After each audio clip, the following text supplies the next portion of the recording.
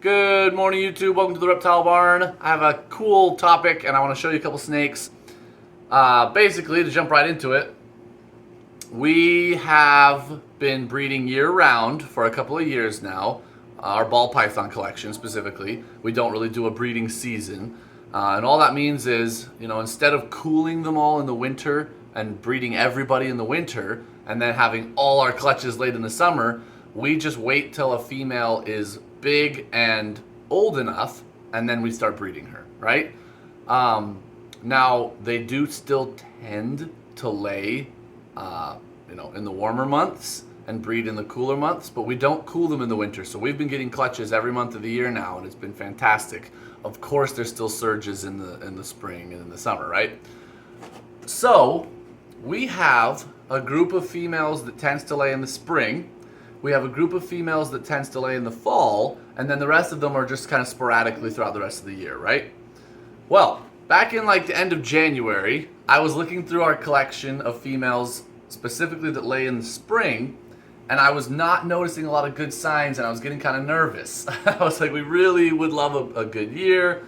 What can I do to increase the odds that these females will lay a clutch this year, right? They were all big enough, they were all healthy, they just didn't seem to be progressing. They were getting lots of locks with the males and etc. So, because we don't cool them, that's one kind of trick you can use, but that's mostly to induce more breeding. So they were locking up plenty of times. So, I have been hearing a lot about food conditioning them, where you basically have a time of year where you feed them a lot more and they feel like it's safe to lay their eggs because there's going to be food available in the environment for their babies. That's kind of the reasoning, I think. Anyway, so I picked those females out that I know typically lay in the spring, and I started to increase their feed fairly dramatically, like a lot more. I've been feeding every 14 to 16 days.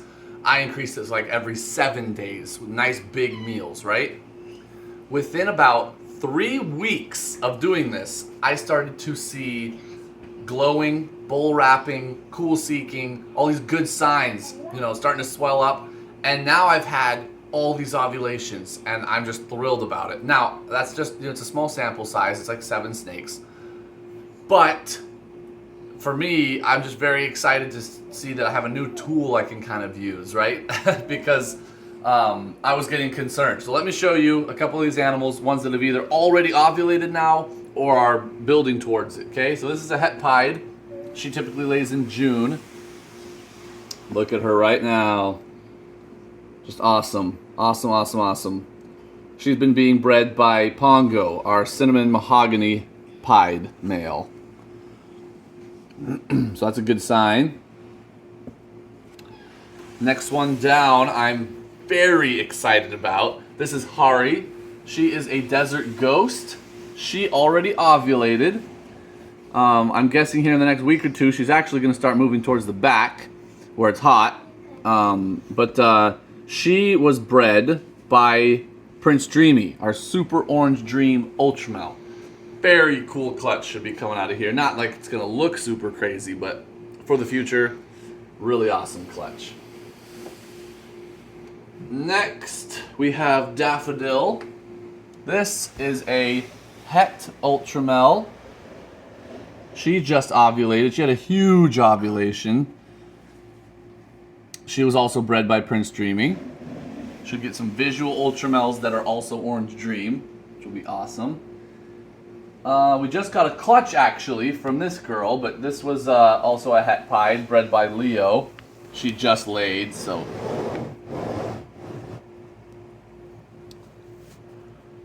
Now she's back to eating well and putting on her weight and everything.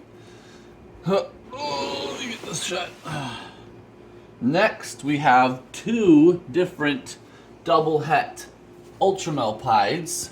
This is D. Oh, and she's given her little pre-lay clear out right there. That's fresh.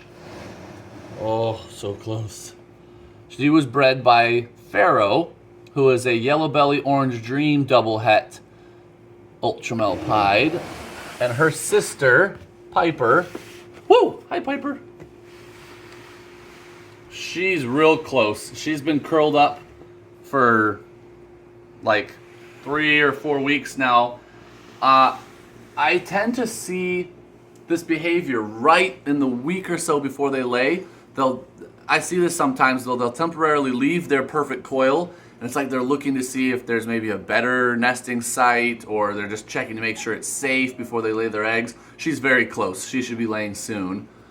Next, another super exciting one. In fact, she's like the poster girl for this. I feel like she was starting to reabsorb her follicles. Like she was not going to go this year, and I started just pumping food into her. She got a couple good locks and ovulated. And I'm so excited about it. Now she's in her pre-lay shed. This is a pied, obviously. She was bred by a sunset. Very excited for this clutch. Oh man, I was so sad when I thought she wasn't gonna go.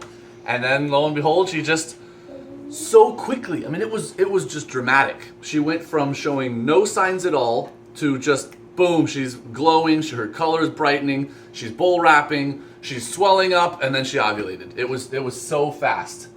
So there was one or two more. Oh, we saw that we got a clutch. You should have, I don't remember if we've even shown this video yet. She just laid. That's the one I have to edit. That's the one you have to edit still? Yeah. She just took her first meal after laying a clutch. This is Shayla, a banana cinnamon. Don't worry, guys. I'll get that video out here soon. She was bred by Jack Sparrow, our Sapphire. Should be our first ever Sapphire hatchlings. Very excited about that too. And anyone? Oh, and Ka, last one. This is another Het Ultramel female bred by Prince Dreamy. Also in her pre-lay shed. Very, very excited. So our spring batch of female ball pythons was looking pretty puny, and really all of a sudden just boom, boom, boom, boom, boom, boom, boom, ovulations all over the place. I'm so excited about this. Again, I don't want to say it was because of food conditioning. The evidence seems pretty strong, but again, that's not enough to say this is why. I can't prove causation, right? However, I'm gonna keep doing it, right? When I have, here in a month or two, when my fall females need to start really showing some progression, I'll be increasing their feed quite a bit. Because I've heard enough other breeders say that this works. My first experience with it seems very positive. I'm not gonna feed them so much I'm gonna hurt them, of course, but for a 2-month period to feed them really heavily, I don't see any issue with that, even if they don't lay eggs. And you know, if they get way past their date where they would normally be laying eggs and they just aren't going to, I back off the feed. I'm not going to keep that regime up all year long, of course. But I am thrilled to report that we're going to have a great batch of spring clutches of ball pythons. We have a few in the incubator. We've had a few hatch already, but now we're just going to have this surge, at least for us. You know, I see these breeders with thousands of snakes, and a surge for them is like 15 in one day. We're not gonna have anything like that. But, Yet. I don't think we'll ever get to that not kind of quite that numbers big, but of ball pythons. But anyway, very happy to bring you guys this video and share with you a new tool, new to me. I know a lot of you guys have probably done this before, but we've never tried it. So awesome. Thank you guys so much for watching. Until next time, we're the Reptile Barn.